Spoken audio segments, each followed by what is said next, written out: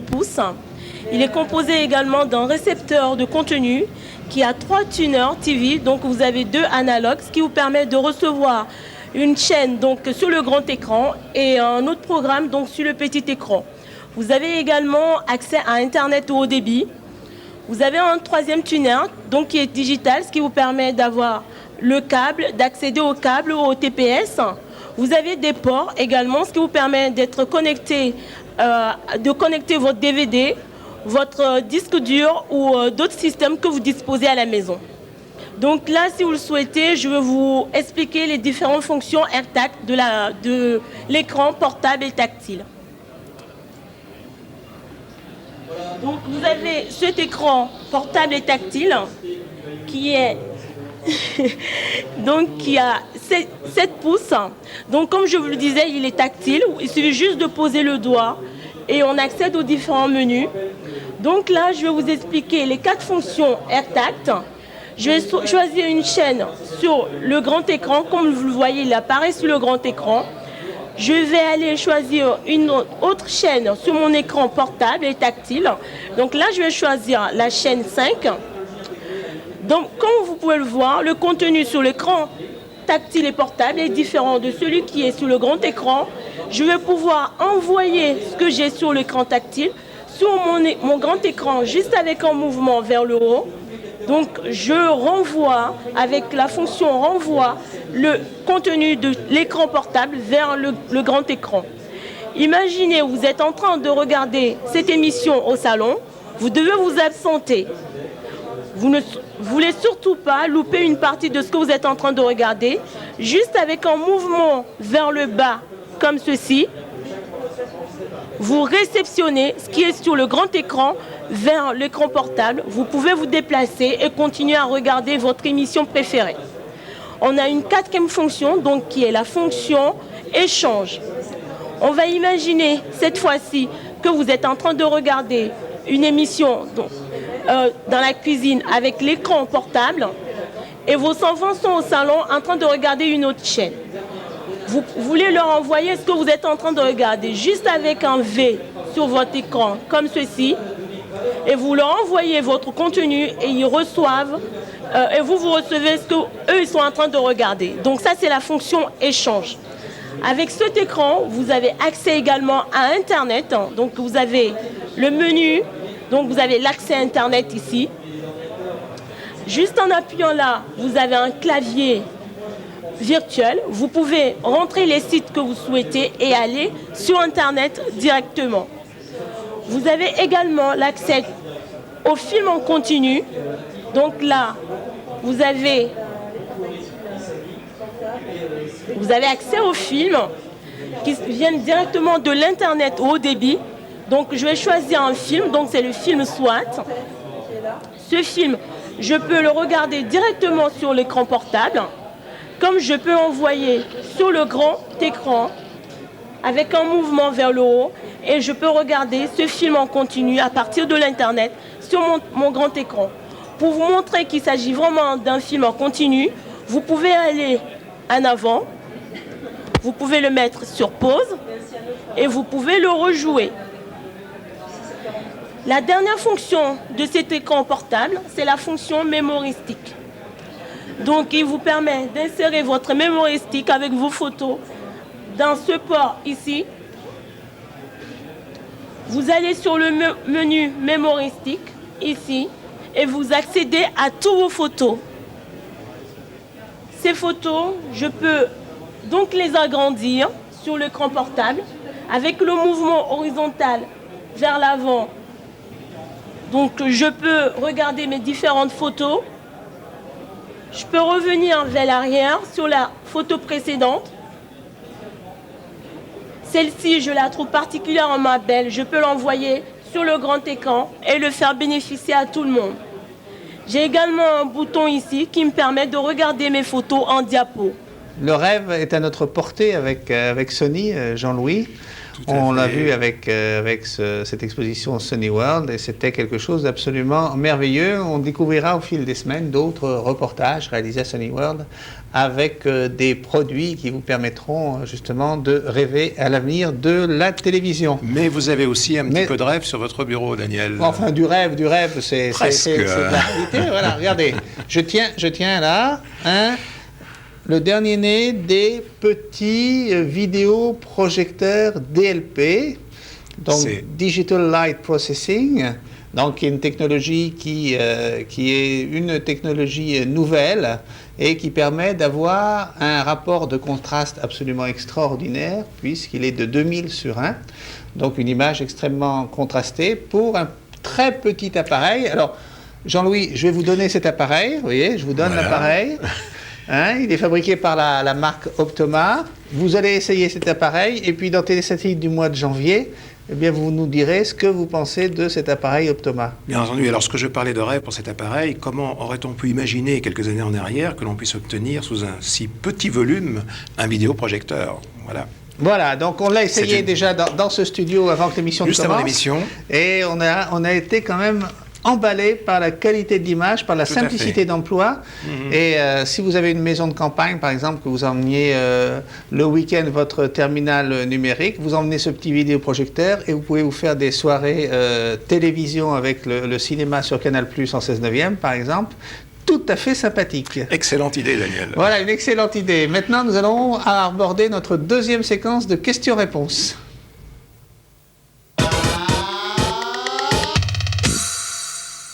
Alors pour cette deuxième séquence de questions-réponses, Jean-Louis, quelques questions qui sont arrivées sur le site internet de Télésatellite. Alors une question de Paris. Donc peut-on voir TPS ou CanalSat en Israël via les satellites Astra ou Hotbird? Alors on peut recevoir effectivement Hotbird très facilement en Israël, mais uniquement les faisceaux larges d'Hotbird, c'est-à-dire ceux que l'on peut recevoir avec une antenne de 90 cm environ, 80-90 cm, ça marche très bien. Et donc ça concerne essentiellement tout le bouquet ABSat qui est sur les faisceaux larges. Ça concerne Beurre TV, là où nous sommes, et vous pouvez nous voir donc très facilement en Israël sans aucun problème. Et puis ça concerne également la majorité des transpondeurs de TPS, mais pas tous les transpondeurs de TPS. Et donc, si vous voulez savoir les transpondeurs de TPS qui correspondent aux faisceaux larges, vous allez soit dans le magazine Télésatellite, soit sur le site télésatellite.com, au tableau des satellites, et là vous verrez quels sont les transpondeurs qui correspondent aux faisceaux larges que vous pouvez recevoir en Israël. Autre question de M.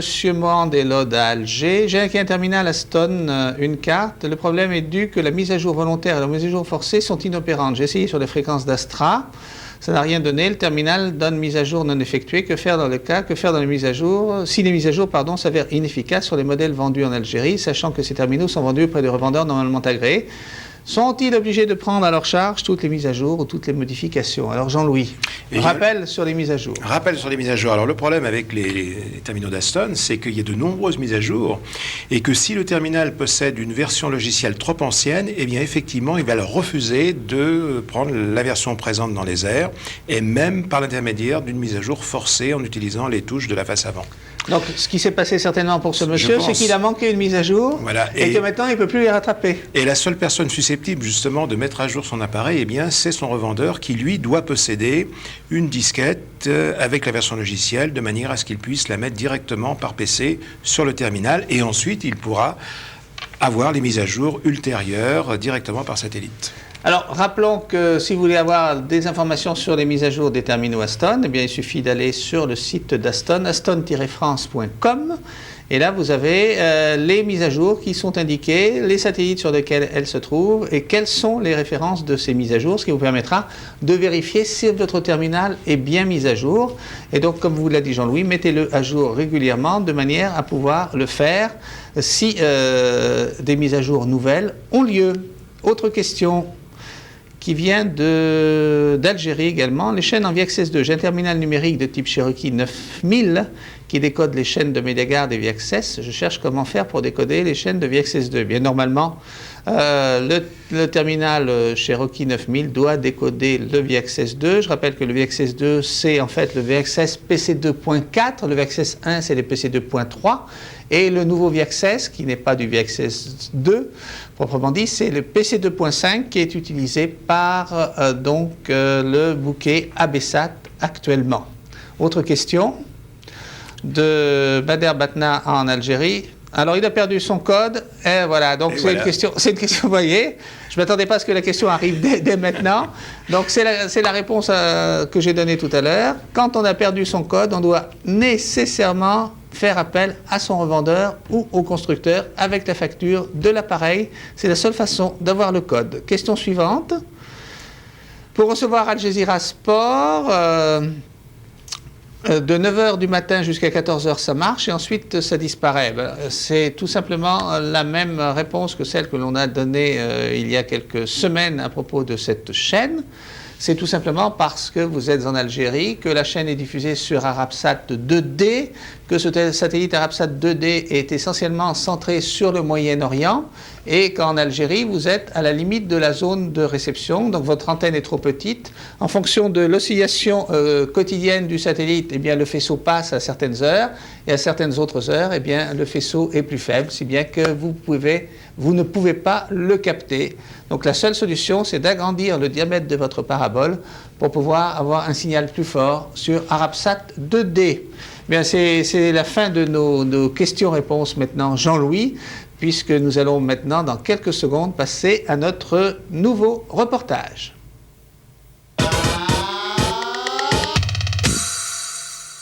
Un nouveau reportage qui nous entraîne dans le monde de l'Internet par satellite, un sujet que l'on aime bien traiter, qui intéresse beaucoup les téléspectateurs. C'est un reportage que nous avons fait il y a quelques semaines maintenant à Nantes, lors du forum Disposelec. C'est un forum d'un réseau de revendeurs. Et là, il y avait donc quelques stands de constructeurs, et notamment donc ce stand qui va proposer un service Internet par satellite bidirectionnel et qui s'appelle NetBySat. Internet par satellite dans sa version bidirectionnelle, c'est quelque chose qui commence à bien marcher actuellement, puisque c'est une nécessité dans les zones où il n'y a pas l'ADSL en France, et puis bien sûr dans toutes ces zones également à l'étranger desservies par le satellite. Alors j'ai à mes côtés deux des acteurs de cet Internet par satellite. Tout d'abord Jean-Louis Oustrière, qui est responsable de la société Divona, on va en parler dans quelques instants, et Patrick Romer, lui qui est directeur commercial d'un réseau qui s'appelle Améga. Vous le connaissez puisque si vous avez surfé sur télésatellite.com, vous avez effectivement là une rubrique qui vous permet de découvrir le réseau de ces antennistes. Alors c'est quoi ce réseau d'antennistes, Patrick ? Eh bien, c'est une fédération d'entreprises spécialisées dans le domaine de l'antenne. Donc ce sont tous des antennistes indépendants ? Tous des antennistes indépendants. Aujourd'hui, nous couvrons pratiquement l'ensemble du territoire avec 190 adhérents. Donc, ces antennistes, vous avez été sélectionnés pour faire des installations d'Internet par satellite bidirectionnel. Et là, vous avez un gros marché devant vous. Un marché important avec effectivement la société Divona et le maître d'œuvre qui s'appelle Iwan. Le marché de Megalis, Jean-Louis pourra en parler puisqu'il a traité ce marché. Le réseau Améga, lui, depuis plusieurs années, un peu plus de 2-3 ans, se qualifiait et se formait pour pouvoir coopter ce type de marché. Et on va dire que le pouvoir, le savoir-faire du groupe a séduit ces sociétés. N'est-ce pas, monsieur Friard ? Alors, Jean-Louis, effectivement, donc on va peut-être plus spécialement parler du produit que vous présentez. Donc, on a juste derrière nous là, un petit panneau qui présente bien Net par satellite avec Divona. Donc, Internet bidirectionnel par satellite. Alors, ça permet effectivement d'avoir en descente un débit jusqu'à 10 mégabits par seconde et en montée un débit jusqu'à 1 mégabit par seconde. Alors, ça marche comment précisément ? Mais donc on a une antenne comme on voit derrière, donc qui a la particularité, contrairement à une antenne de réception pour pour capter les bouquets numériques, de recevoir et en plus émettre et de permettre d'émettre des émissions. Donc on a cet ensemble-là est pas raccordé à un récepteur, il est raccordé à un émetteur-récepteur et qu'on appelle dans le jargon un modem DVB-RCS. DVB-RCS était la norme. Donc effectivement là on voit le récepteur, donc qu'on voit là. Alors, c'est-à-dire que sur la parabole, pour être bien clair avec nos téléspectateurs, on a plusieurs éléments. On a d'abord la source, que l'on n'a pas, donc on imagine la source devant effectivement ce récepteur orthomode, oui. Parce qu'on peut dire que c'est un récepteur orthomode. Et puis alors derrière, on a l'ampli qui va nous permettre effectivement dans le cas d'Internet, d'émettre les requêtes comme on émet à travers la ligne RTC. Donc voilà, on est monté comme ça. On va avoir donc l'ampli.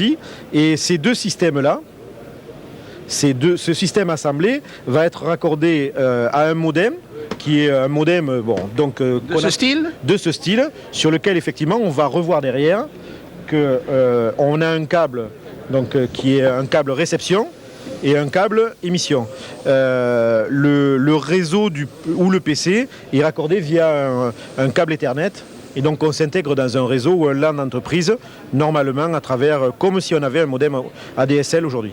Alors, le problème d'Internet par satellite bidirectionnel pour le particulier, c'est quand même le coût, parce que ça coûte relativement cher. Donc ça n'est pas accessible à monsieur tout le monde. C'est une prestation qui est, disons, plus réservée aux PME ou aux entreprises un peu plus importantes, aux professions libérales par exemple, aux cabinets d'avocats, etc., qui ont besoin effectivement d'avoir sur leur réseau Internet dans le cabinet un débit suffisamment important pour travailler. Voilà. Donc effectivement la cible aujourd'hui est soit donc les PME, PMI ou les professions libérales, c'est aussi d'équiper les collectivités locales et de coupler ces systèmes-là en tête de réseau avec des moyens de capillarité tels le Wi-Fi ou le courant porteur en ligne. Donc les expérimentations qu'il y a actuellement, par exemple ici sur la région Bretagne et Pays de la Loire, ça a été de mettre une tête de réseau par exemple au niveau de la mairie, de rayonner un Wi-Fi et de recevoir effectivement ce débit qui est arrivé sur un point de concentration, de pouvoir qu'il soit disponible pour effectivement des gens même du grand public. Alors effectivement c'est encore un produit cher, il faut savoir que la norme DVB-RCS elle a qu'un an et que dans la dernière communication par exemple du gouvernement pour le comité interministériel, on vise effectivement dans les 12 mois un produit qui va se situer en dessous de 1500 €. Aujourd'hui on est un peu plus cher encore. D'accord, et ensuite il faut bien sûr un abonnement parce que tous les mois il faut payer. Voilà. Donc effectivement, il faut un abonnement. Alors aujourd'hui, là, vous avez plusieurs niveaux d'abonnement en fonction du débit que l'on demande. Voilà, on a aujourd'hui, sur ce qui est packagé dans l'offre NetBySat, 3 offres de services qui varient donc de la petite structure à un réseau beaucoup plus important. Alors effectivement, la cible étant toujours les PME, PMI ou les collectivités locales avec derrière de la capillarité. Et qu'est-ce qui distingue les différents opérateurs d'Internet par satellite? Ce sont les normes ou quelle est la différence entre vous et vos concurrents? Nous et nos concurrents, il y en a effectivement qui ont fait, il y a au moins trois opérateurs sur le marché qui ont fait le choix d'une norme, DVB-RCS. Donc il faut savoir qu'à l'horizon d'un an, on aura des produits qui seront interopérables, c'est-à-dire qu'un modem de chez nous pourra aller chez un de nos concurrents et vice-versa. Il y en a un autre, et là c'est un des plus importants, qui a choisi de partir sur une norme qui n'est pas DVB-RCS. Donc une norme propriétaire. Une norme propriétaire, voilà. Donc, vous voyez que Internet par satellite bidirectionnel, c'est quelque chose qui marche. On en parle assez souvent dans Télésatellite. Je pense que c'était intéressant de profiter de cette exposition Disposelec à Nantes pour mieux vous présenter Internet par satellite. Et puis, nul doute que Jean-Louis viendra dans nos studios un jour pour nous faire une démonstration en direct dans le studio pour vous montrer un peu comment ça fonctionne. Croyez-moi, on l'a essayé ici et on se connecte parfaitement bien sur télésatellite.com. Vous aussi, connectez-vous sur le site de télésatellite.com, peut-être avec Internet par satellite, sinon avec l'Internet classique, l'ADSL. Tous les moyens de connexion Internet sont bons pour se connecter à télésatellite.com. Et bien Jean-Louis, c'est avec ce reportage que se termine cette émission. Et nous allons donner rendez-vous à nos téléspectateurs pour l'émission de la semaine prochaine pour de nouvelles questions et présentations de matériel. En effet, la semaine prochaine, on se retrouve sur cette même chaîne à la même heure. Je rappelle, c'est à 21h sur CFI Pro le samedi, à 23h sur Beurre TV le samedi, et également sur le samedi sur Canal Austral le matin, donc dans les tranches de la matinée. Merci d'avoir assisté à cette émission, d'avoir pris de l'intérêt, j'espère, aux sujets qui vous ont été présentés. Et puis on se retrouve la semaine prochaine. Bonne semaine à toutes et bonne semaine à tous. Au revoir.